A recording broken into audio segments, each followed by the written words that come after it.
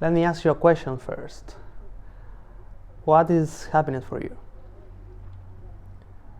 And if I ask 100 to 100 people about this, what happiness is, I'm pretty sure I will get 100 different answers, because happiness is such a broad concept, but at the same time, everyone wants to be happy, no? I mean, it's one of the most basic goals any human being wants to achieve in life. Happiness, this nice word that evokes so many emotions, but at the same time it seems difficult to acquire. So some of the answers to this question may include being wealthy,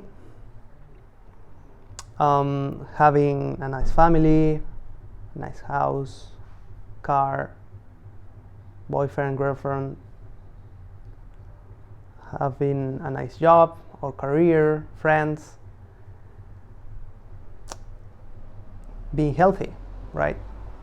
Having a good physical and mental health. In general, being successful in life. So those are some of the common answers one may give to the question of happiness, is to acquire some things.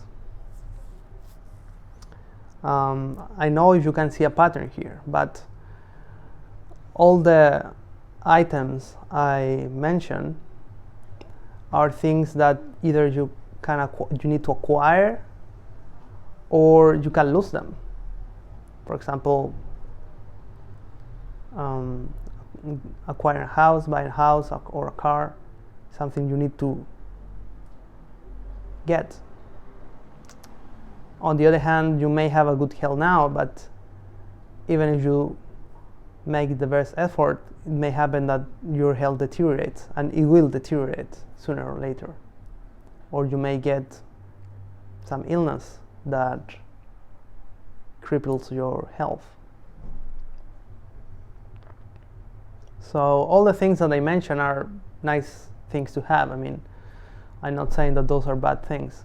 However, I want you to become aware that those items, again, are not 100% under your control. And that's problematic, because that means that happiness is not something that depends on you, but may depend on external factors. And that means that you may lose it.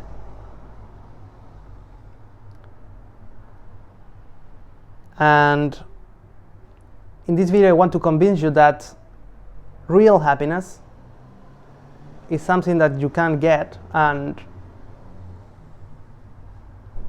you can cultivate as a skill. That means that no matter how good or bad your life is, you can be happy, no matter what the circumstances. And this may sound too good to be true, but as we develop this video, I hope that I can convince you that this is the case. So, as the title of the video says, the way I will define happiness is by solving your own problems. But before going to this definition, let me recapitulate a little bit about one of the most common definitions of happiness. You may call it the Western world definition of happiness. And here I don't want to do again a debate about what happiness is. This is a very old question, and I'm not saying that this is the definite answer, but we have to start somewhere, and I will consider two main definitions, you may say, of happiness. And the most usual definition that you may think related to the starting of this video is somehow relate to success in some way, or at least having something like a good family. I mean, a lot of people don't care too much about success or money, but they value their family quite a lot, and without their family they wouldn't know what to do, for example, or their health. But also for a lot of people, their career is a very important source of happiness, and if they fail their careers, that would be disastrous for them.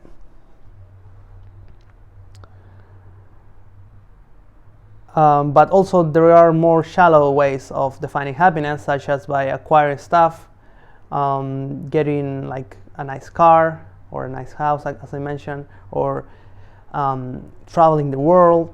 You see those nice things, and again, nothing wrong against them. This is not the point of the video. The point is when you only focus your happiness on chasing those stuff, you have to realize, and I think that's something that maybe happened to you, that you get the things and you may feel good for a moment, but then it goes away pretty quickly,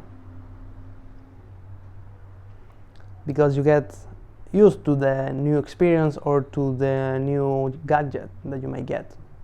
Actually, this has a name. It's called hedonic adaptation. So, and even though the Western world is most, and the world in general is more prosperous than ever, it seems that we haven't cracked the code for happiness, and we are trying to fill this vacuum, this emptiness, with stuff. But I think that's pretty clear at this point that this is not a very good idea, and it won't work, and I think it will never work.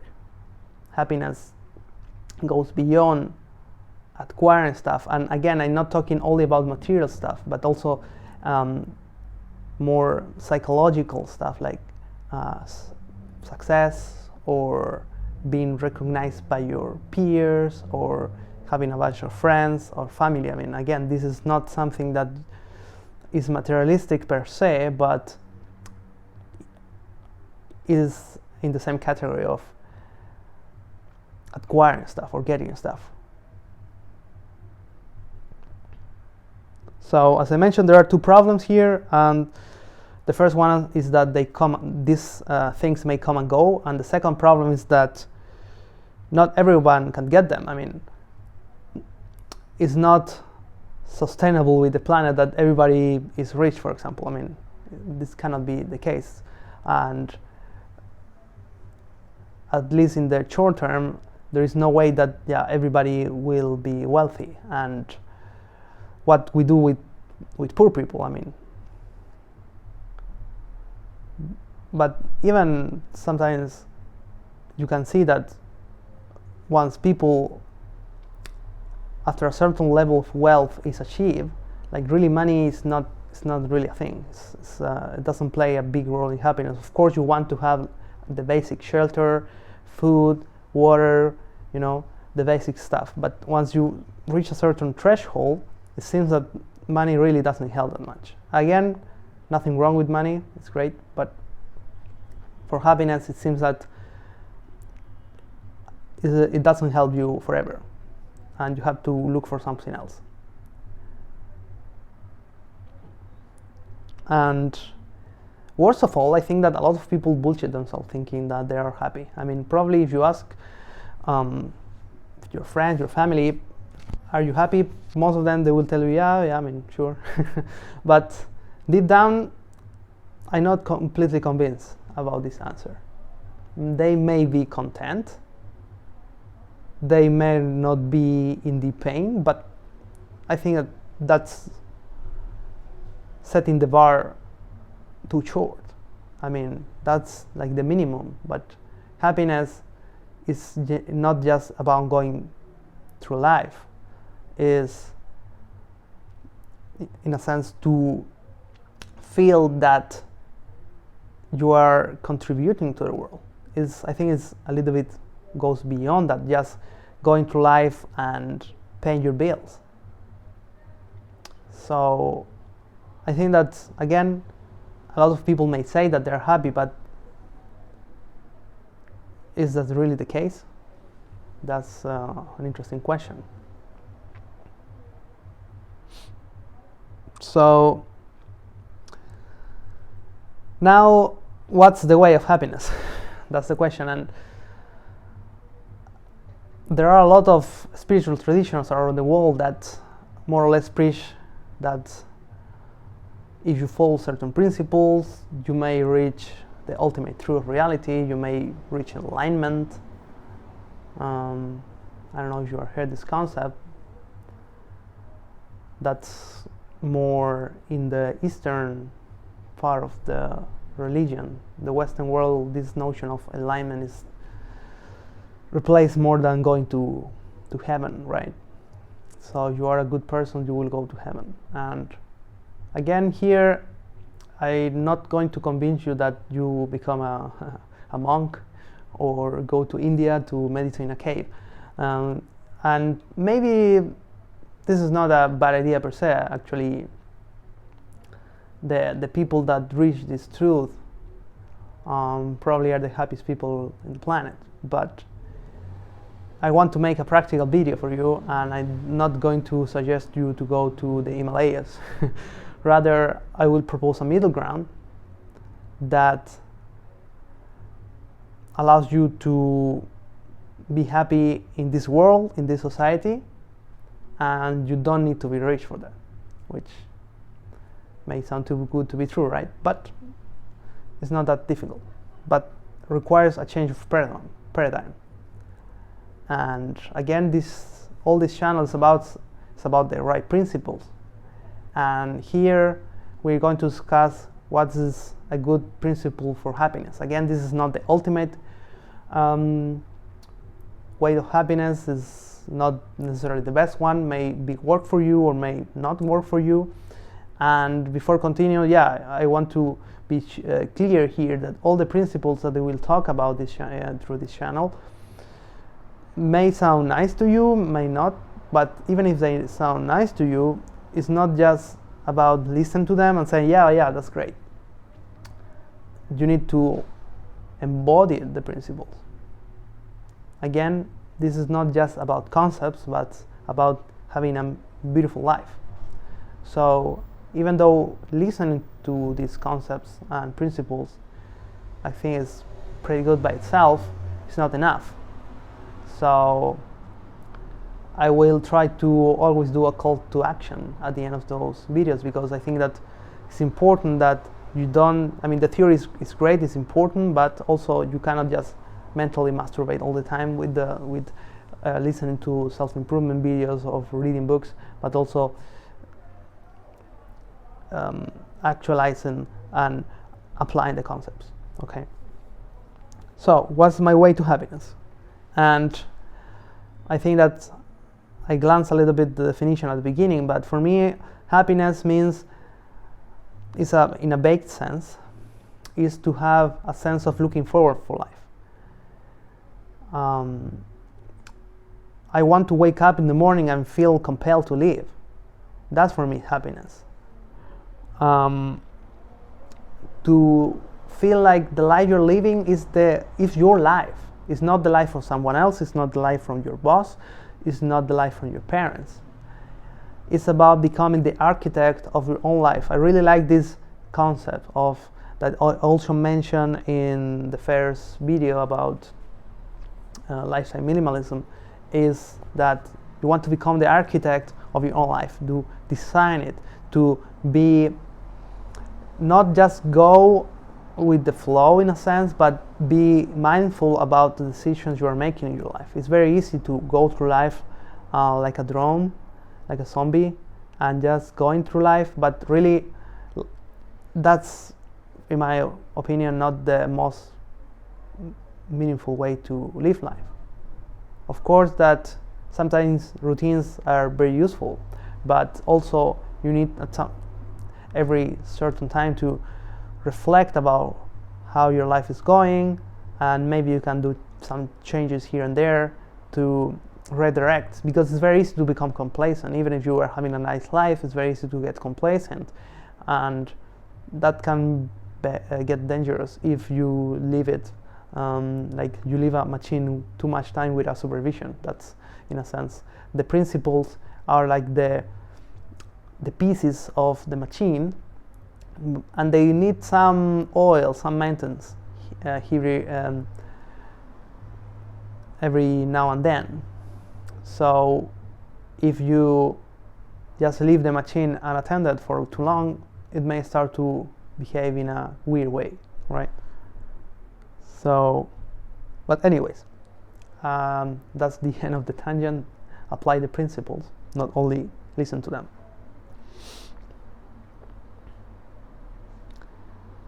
So for me, happiness is a more subtle experience. It's not about the instant gratification, about the raw pleasure, which again is nice. It's not that you can enjoy the pleasure of life. I think that's the best way to live life, in a sense, to be sort of like a monk 80% of the time, but then have the opportunity to enjoy life. Because otherwise, yeah, you become an ascetic. And for me, at least, at this point in life, I don't want to be an ascetic, and probably you also don't want to be one. So I think there is a right balance which you had to look for yourself. And this more subtle experience of enjoyment and looking forward for life, you may experience this sensation here and there, like walking when you are in nature, for example. I think it's a very good example. If you go for a hiking and you see nature, and I don't know, you feel like inspired. If you have a nice hiking experience, you may feel like compelled to you get some energy from nature, and that's a beautiful experience. But again, it's a transient experience, and then it goes away. So, or maybe, I don't know, if you do meditation, for example, you may now everybody tells you to do meditation, and I think it's a great practice, but most of the people have problems with meditation because their mind is in constant activity. But sometimes you may reach those glimpses of joy, of pure joy, during meditation. And again, meditation essentially is doing nothing. It's the opposite of the usual way of defining happiness. Meditation is really do nothing, and that if you have experienced this joy during meditation, that means that there is a way of happiness without doing things. But again, those are usually transient experiences that go away. They are not like more permanent, and thus we are looking for a more permanent sort of happiness that you can control. So, as I mentioned in the title of the video, the way I think, one way of reaching this sense of happiness is through solving, and first, not solving, but first identifying, finding, and then solving your own problems. And yeah, this may not sound very interesting. It's like, I don't want more problems, you know. You want less problems, probably. You maybe have a lot of problems, but give me a second first to explain why I think that finding and solving your own problems can be the key of a happy life. Think as being the main character of the video game that you may call it life. Instead of playing stupid video games that won't help you in anything, see yourself as the hero of the game of life. And actually, this concept is pretty old. I mean, now, because video games is a pretty prevalent concept in our society, we call this like, yeah, be the main character of the video game, don't be an NPC and stuff like that. But this concept is pretty old. I mean, Joseph Campbell in the 50s, he coined this term of the hero's journey, and it's essentially the same, but in a different context, like become the hero of your life, become the main character, and live a passionate life. That's what this video is about. And again, this may not sound like pleasant or that you have to do work, but trust me and go follow me in this. Again, this is about not just solving any problems, but your problems. And I think that's one of the problems that some people may face, is that we are solving the problems of bosses, of maybe of a family, but it's not about this, it's about our problems. That's the key of this video. So, and maybe, I don't know if you watch some of my old videos, but I'm pretty advocate of using pain and struggle to solve, to grow in life. I think that is one of the most powerful tools for personal growth. And again, this is not very nice to hear, but I think that can be a very useful tool. And again, this is not about masochism or just suffering by the sake of suffering, but choose your own struggles. That's the key of the concept of this video, is that I mean, if you are like normal people, you have problems in your life. All of us have different problems, maybe in your job, like in your with respect to your money situation, with your family, with your relationships. I mean, all of us have at least one problem, otherwise you wouldn't be watching this video, right? You may have different problems, multiple areas, but you may identify one or two big problems that if you solve them, they may change your life completely. So that's what we're talking about, that you choose the problems, not that society throws you problems and you try to deal with them. That's actually what I think that causes a lot of problems. I mean, that's why we hate problems, because they are not our problems. There are problems that, again, our boss give us, or maybe your girlfriend, your boyfriend, I don't know, your parents, or your wife, your husband, your kids.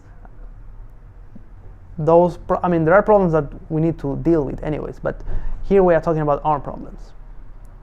So let me now give you the overview of how do you do that, because again, pick your own problem sounds more or less clear, but I think that it's very easy to make mistakes here, to either go too low or too high and then get disappointed and failing. Again, this is about choosing the right principles, but also I need to explain how this principle will work in practice, okay? So I will divide into several steps. So the first stage is to pick your problem.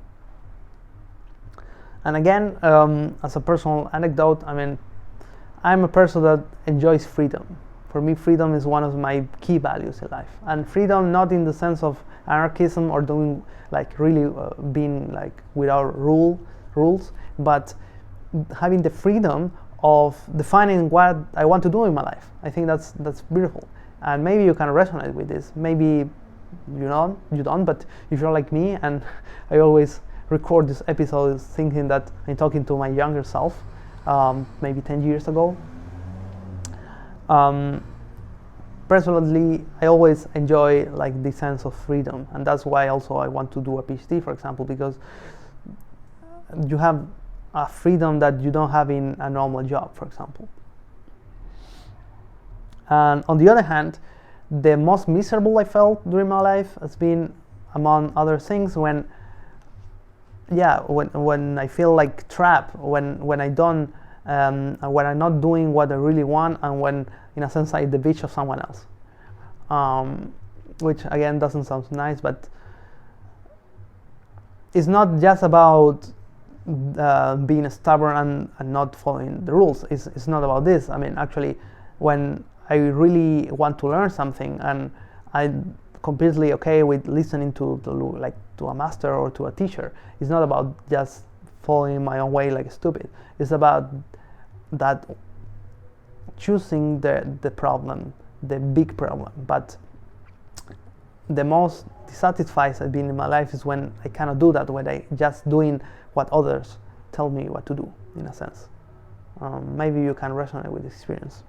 So again, the point I want to make is not just about solving problems like a, I don't know, mindless person, but you have to choose your own problems.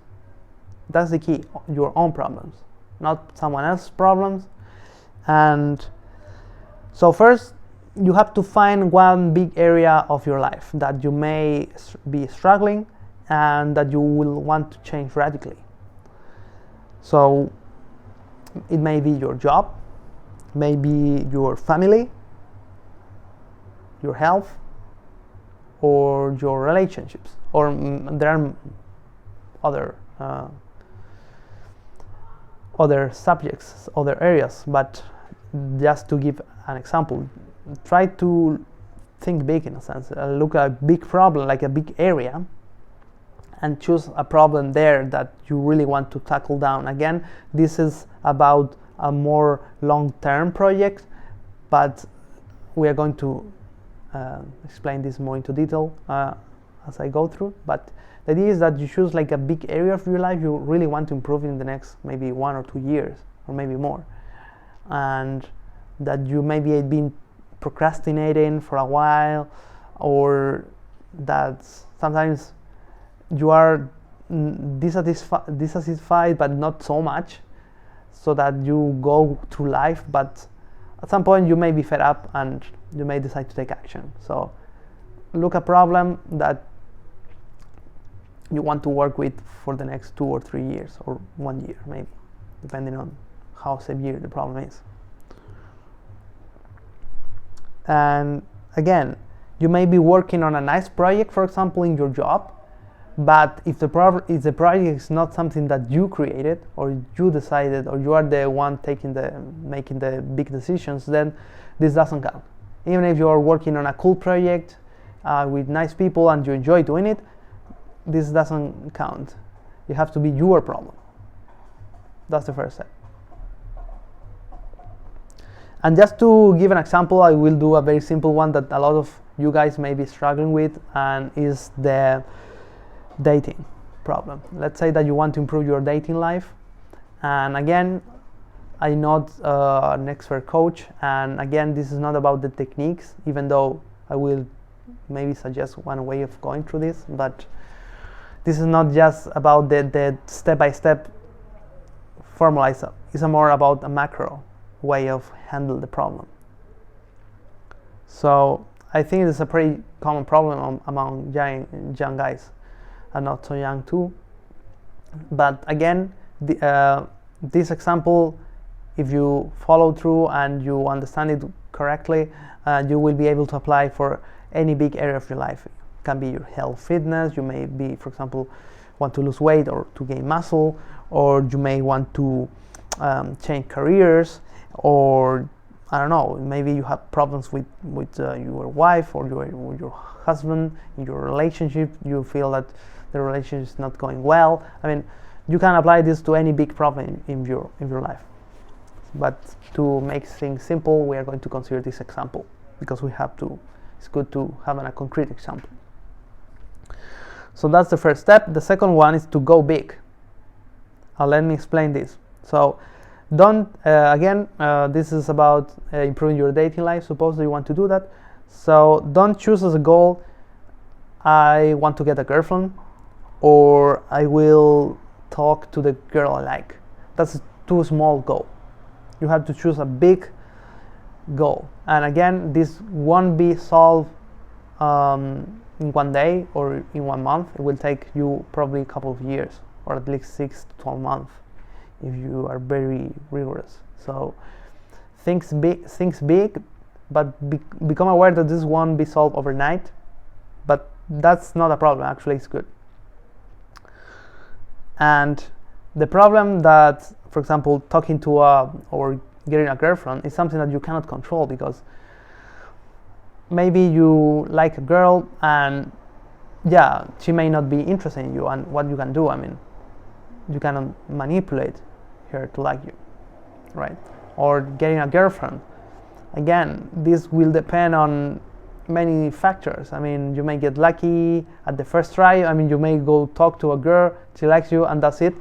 That won't improve your dating life, because if then the relationship goes wrong, then what do? You didn't solve a problem. You really need to find a problem that's a root issue in your life.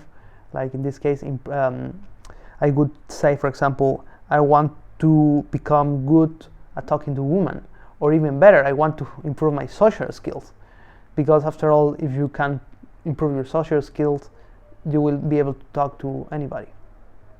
So, for example, let's say that my objective is to improve my social skills.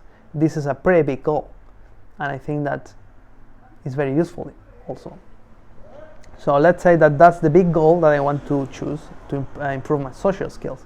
Now, it's important to set a measure that will tell you when your goal is accomplished, right?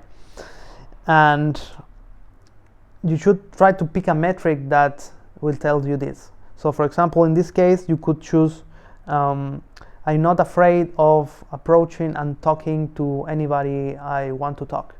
I mean, that's a pretty it's more or less clear, no? I mean, if you can go and talk to anybody that you want to talk to without problem, then that means, I mean, okay, that's not the most clear. I mean, it doesn't necessarily mean that you have like great social skills, but at least that's the first step. I mean, you may do like a more complex metric, like I can go to talk to anybody I want and have a nice conversation, and yeah, something like this, for example. But I think that for most of people, for most guys, for example, that struggle with social skills, that they're afraid of going and talk to people. Once they can't start talking and the conversation goes, then usually this is not a problem. But maybe that's your problem. I mean, again, this is a very generic example, so you have to think for yourself what is the core issue. Is that you are afraid of talking to people, or that you don't know what to say. You have to see. So in this case, for example, as I mentioned, I said I'm not afraid of approaching and talking confidently to anybody I want to. I mean, that's a pretty clear metric, and the advantage of this metric is that it depends on me. It doesn't depend on my surroundings. As I mentioned a couple of minutes ago, if you say I want to get a girlfriend, you may get lucky and the first girl that you talk it works, but doesn't mean that you improve your social skills or your dating skills. So try to choose a goal or a metric that is independent on the circumstances, and yeah, that all depends on you essentially. Okay, and just a small remark.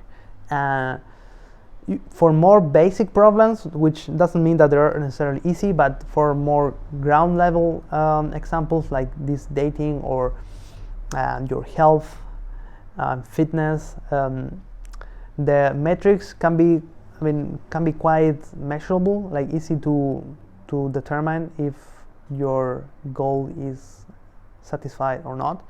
But as you go through this, because the thing is that once you start getting good at picking and solving your own problems, this becomes like a video game, and you, in a sense, not become addicted in the bad sense, but you really are looking forward to solve more and more problems. So you may start going for more abstract problems, and that means that the metrics will be a little bit more not very clear and set in stone. So, but at this point, you will probably have to trust more your intuition to say, okay, I think that I reached a good level on whatever I'm trying to improve. So, but again, for the most basic problems, and I think that those are the ones you should focus first. Again, think of a pyramid, and the base pyramid, the base of the pyramid, I think that always is important to focus, which usually is like the survival skills, and then you go improving over and over, and yeah, probably at this point you won't need me anymore. or maybe you will. I don't know. So the reason of going big is twofold. First is because bigger problems take longer to finish, and this may sound like bad because I don't want that this takes longer, but the longer the problem, the idea is that the problem will keep you motivated. So the longer the problem, the longer this problem will keep you working. So then you don't have, I mean, if you choose like two small problems, you will have to be looking constantly for new ones. While if you focus on a couple of big problems, they may be there for a couple of years. So that's one of the motivations. And the second one is that bigger problems will be usually more rewarding for your life. You will get a bigger bang for your buck, so to speak. But also, it's not just about the end goal, but I mean, in order to reach like the top of the mountain, you will need to go through different stages, and those stages will give you rewards along the way. Smaller rewards, but rewards anyways, and that also will keep you motivated. Because again, this is not like a marathon, like you run like 42 kilometers and it's just pain until the end. But rather you start like running and you get a reward, and then this fuels your motivation to continue going on. May be a little more challenging, but again you get another reward, and so on until you get the big reward. So that's are the two reasons what I think going big is in this case a good idea. So now you may ask, okay, I have this big goal, but where do I start? And here the key is to start small and improve little by little, and that's the last step. The big step of this framework is that, again, as I mentioned, you want to not go overboard and stall. In this example of getting better with women or with your social skills, you may not want to start doing cold approaches or just talking to strangers on the street. That's maybe too much for you at this stage. So the idea here, for those of you in like the fitness community, the gym bros here, I really like this concept of progressive overload.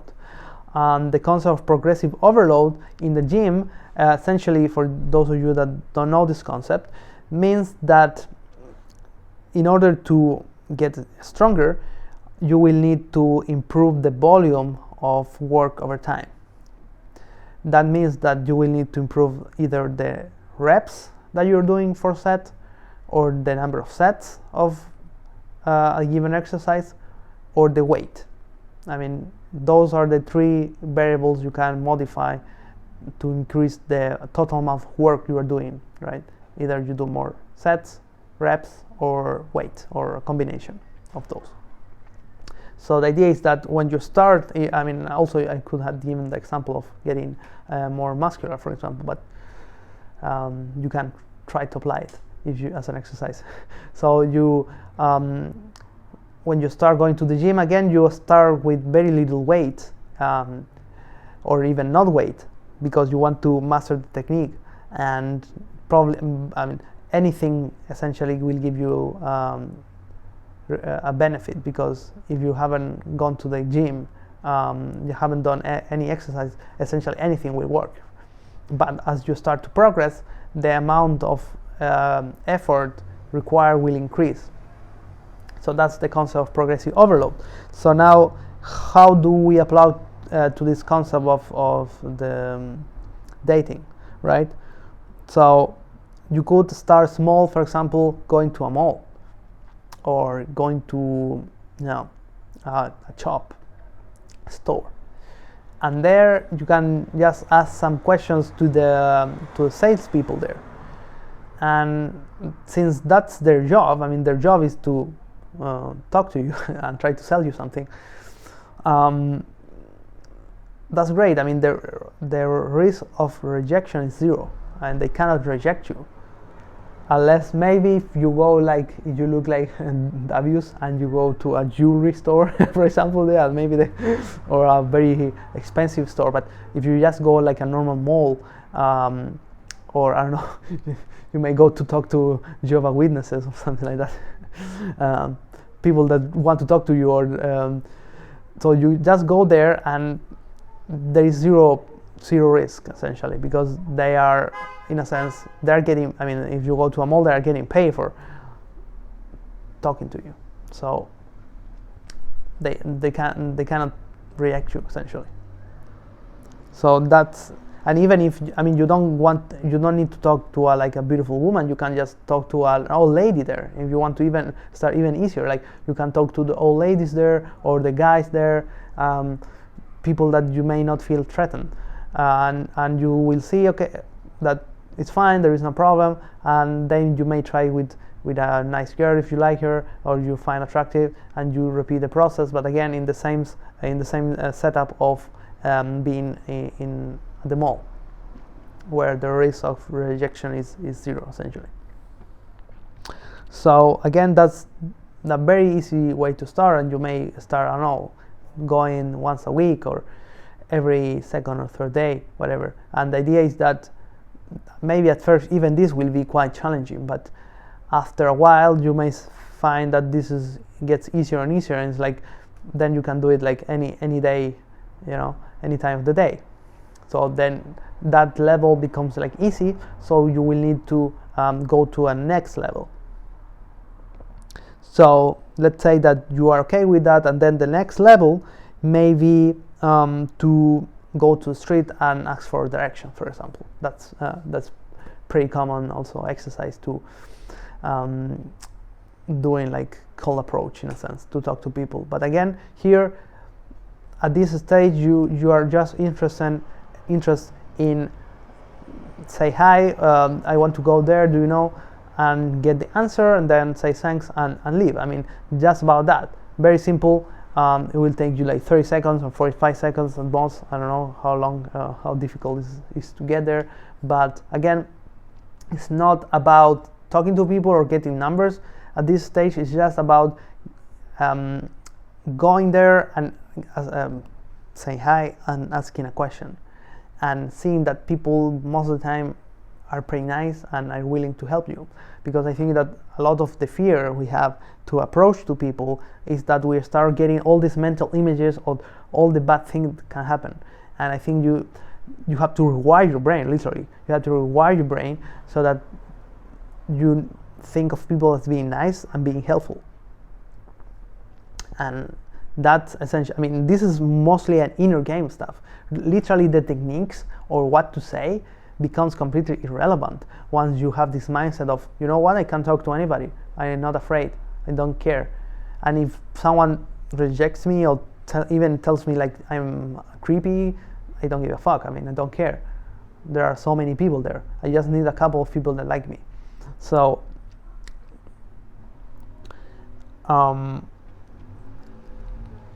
so again, very simple at this stage. You just go and ask for questions, directions, or maybe ask for what time it is. But again, if you don't need to have a watch, and probably everybody's using a smartphone, so it will be weird if someone asks for the time. I mean, usually all people ask for time nowadays. So if you are young, probably this won't be that good, but asking for directions always work. Or yeah, stuff like that. I mean, again, doesn't matter the question really. Just ask a stupid question and then say thanks and leave.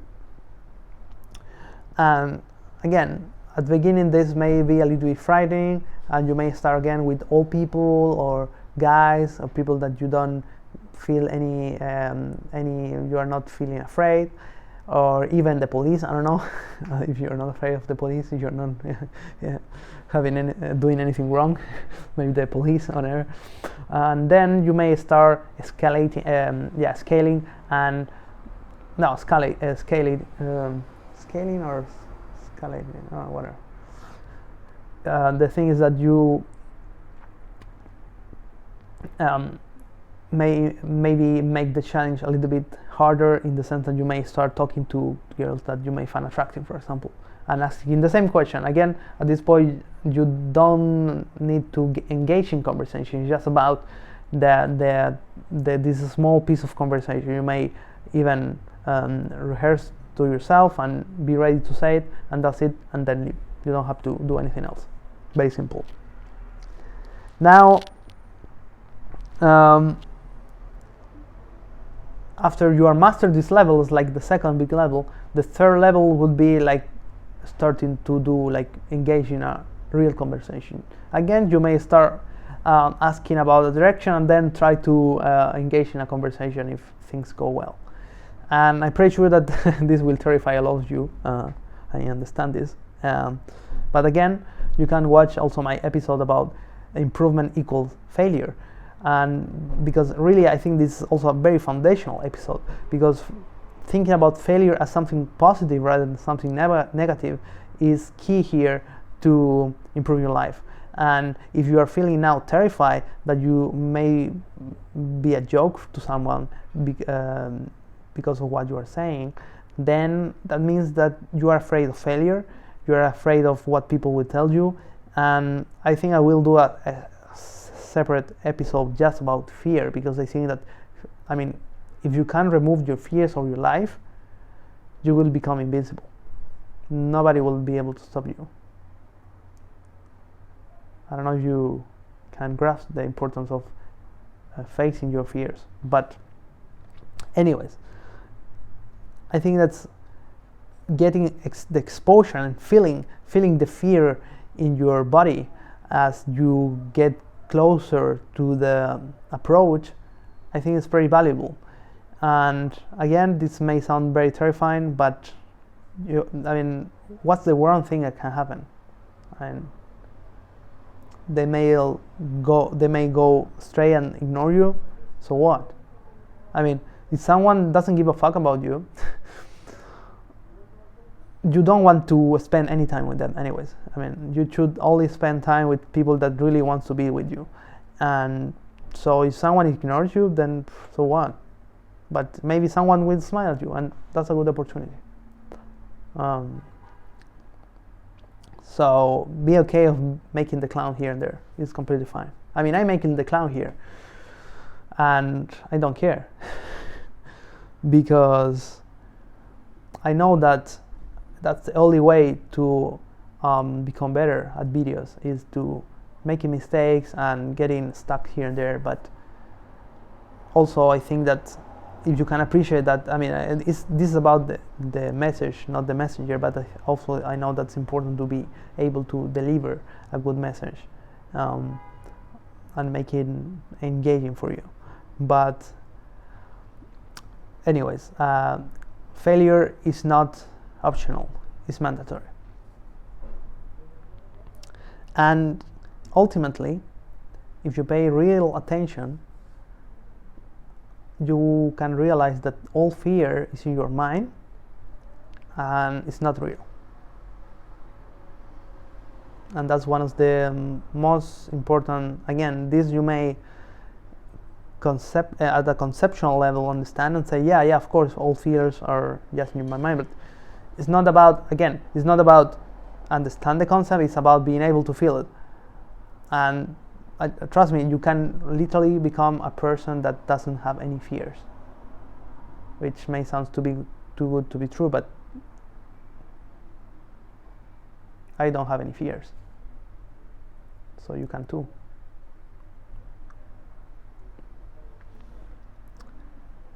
So eventually all fear is in your mind, and every time you try to procrastinate, become aware of that. Is your mind trying to play mental games with you? And just become aware that concluding a big life project may take you several months or even a couple of years. This is not, I mean, if it is a big problem, it will take you a while. But you will start seeing little improvement here and there. And that's exactly what will be the fuel that will keep you motivated.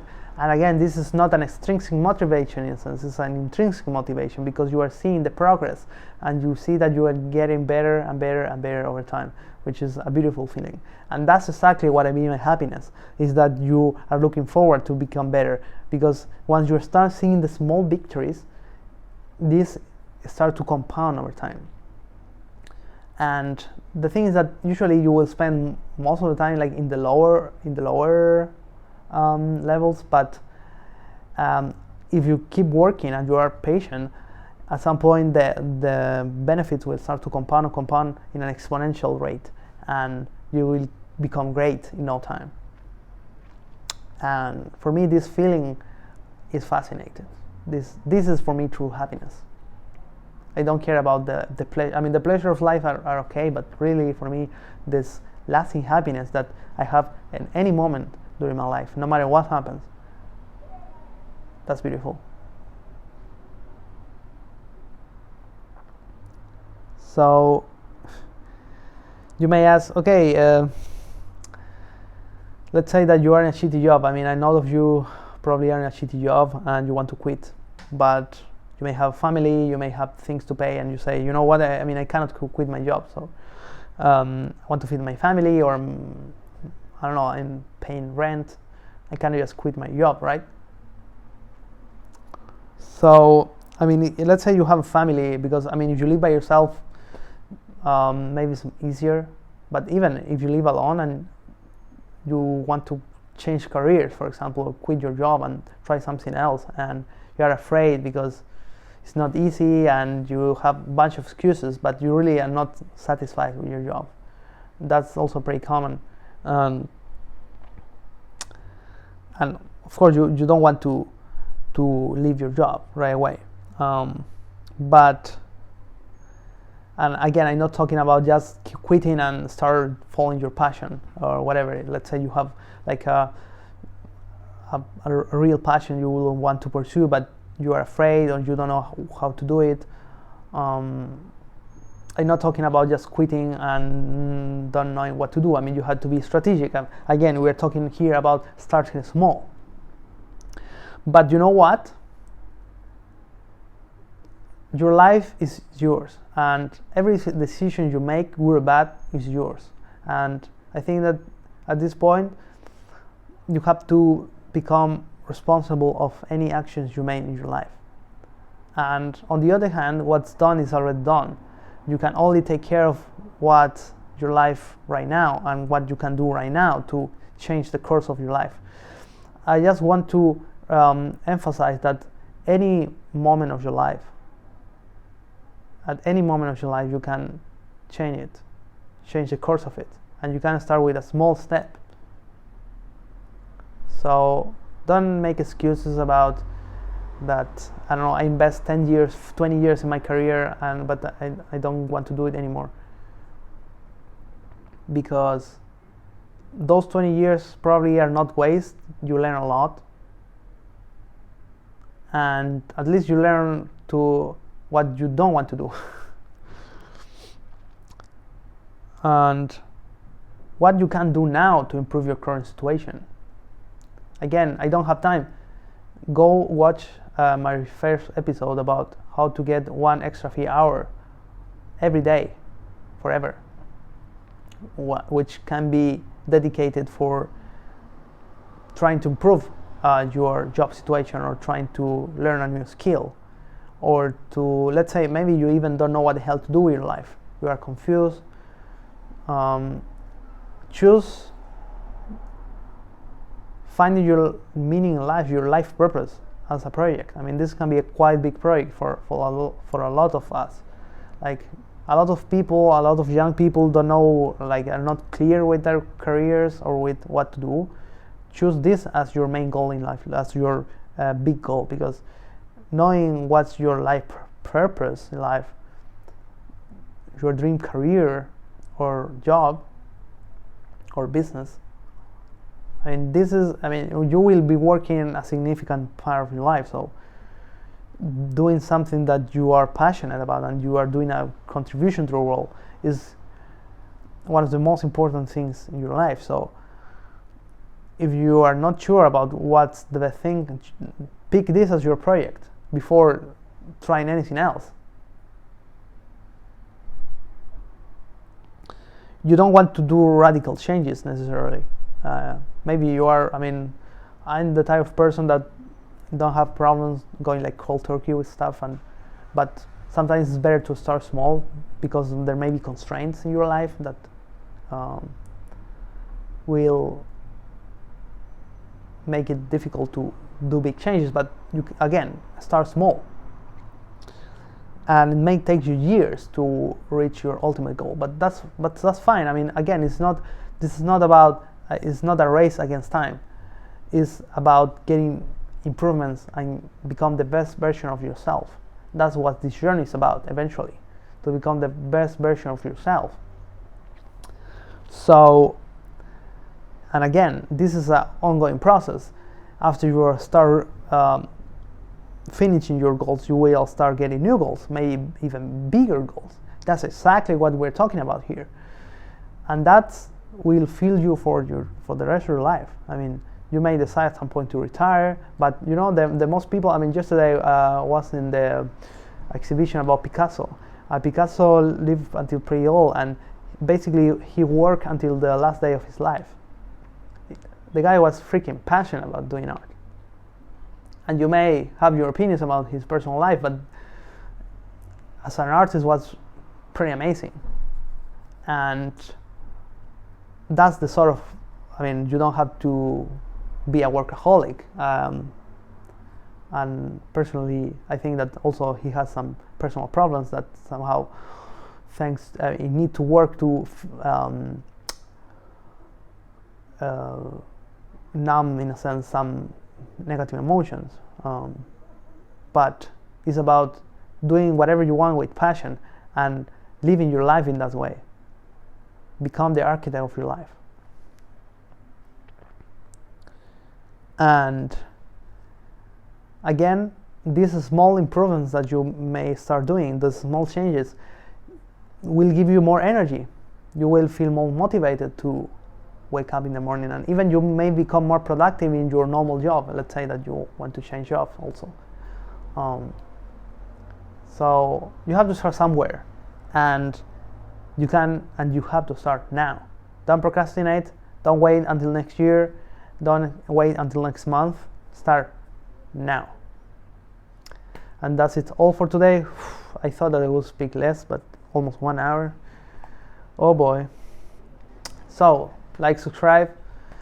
As usual, look at the newsletter where a simplified version of this is. But I like to get into more details, and probably too many details, I don't know. But on the other hand, I try to cover the videos in more depth. The newsletter is more of a script for what I want to say and to clarify my ideas, but the more details usually will be on the videos, but I may miss some points also here. Otherwise I could speak for hours and my voice will get a little bit tired. So again, this is about the principles, and even though we went into some detail here about how you will strategize, of course there are a lot of small details here and there and logistics and detail, but again, this is not about the step by step. You have to start somewhere and try. You will fail, it's fine. Just try something else. I mean, there is so much free information on the internet, so use it. Don't just waste your time playing video games and doing other stuff, wasting in social media. Get the new principles. Again, you need to think about rewiring you. I hope that, I mean, there will be a lot of videos once a week, so in 1 year there will be around 50 videos, 50 different principles, so that's a hell lot of information. And this, if you start applying those principles, literally this will reshape the way you think, and you will be a completely different person, which you will see 1 year into the future. I mean, probably also you will see my evolution towards the future. And that's exactly what I want that you replicate. This is also, in a sense, in a selfish purpose done for me. I mean, I want to record and journal, in a sense, this journey. But for you, you have to also follow me and do the practice, and not just absorb the information. Again, the information is great, and that's something that is important. It's necessary. If you don't know, like, I mean, in order to reach your destination, you will need a map, and even a crappy map is better than no map. And this map will always be imperfect because the map is never the territory.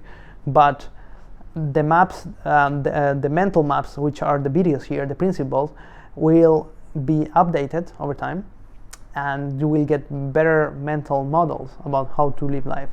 And that means that you will be able to take better decisions and have a better life in general. So that's what this channel is about the right principles, about the right maps, so that then you can take better decisions in your life. Okay, that's all for today, and see you in the next episode. See you soon. Bye.